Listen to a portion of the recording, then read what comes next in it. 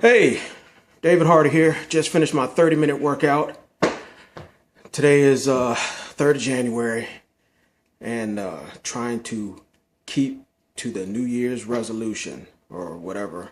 My goal to make sure that I'm in shape for my upcoming appointment in about 1 week, next week I think, or the week after. I've got to go to the doctor for a follow-up. But I just wanted to shoot a video because I was listening to something on my phone and it was quite interesting. And a statement the guy made was, this was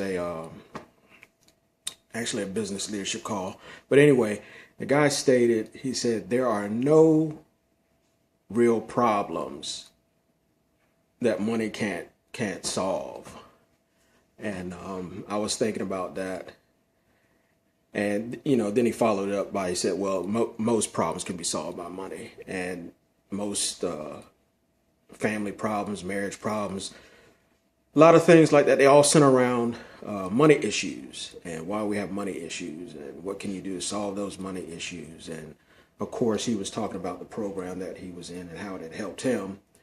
But it got me to thinking that, a lot of times people, what they'll do, and sometimes, I've been guilty of it.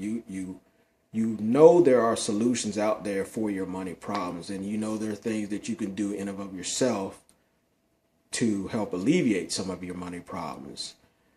But we tend to live in the now, instant gratification.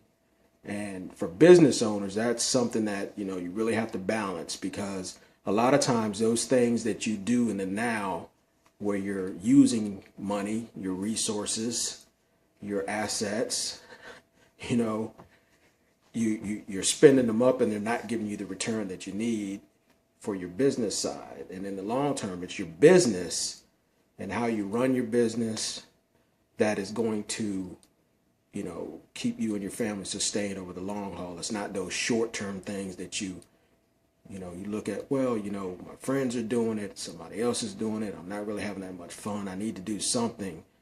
You've got to get to the discipline. And that's one thing I want to make sure that I do more of this year is, and I know my family's going to say I do this all the time anyway, but you've got to say no to some of those things that and it might not be no forever. It might be just no for right now, this week, this month, this quarter, until you make sure that, you're in the position to where you can have that sense of accomplishment, sense of comfort, relief, whatever you want to call it, that, okay, when I do this thing or when I make this purchase for this item, which more than likely is, going to be a decreasing asset or even a liability, that it's not going to impact you. And in the back of your mind, you're thinking, why in the world did I do that? Why did I do that?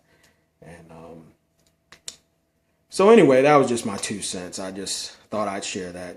There are a lot of things out there that, families go through and, couples argue about. And, sometimes the underlying situation is just that there is a strain because of lack of money or lack of using money wisely.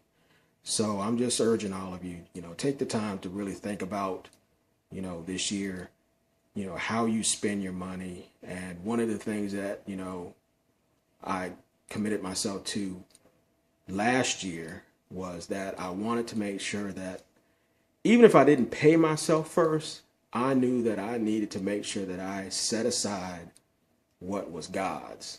And no matter how little money I made on the job or how much money I made on the job, I always wanted to make sure that I took that 10% and made sure that I wasn't spending God's money. God's money went to do his work in his house.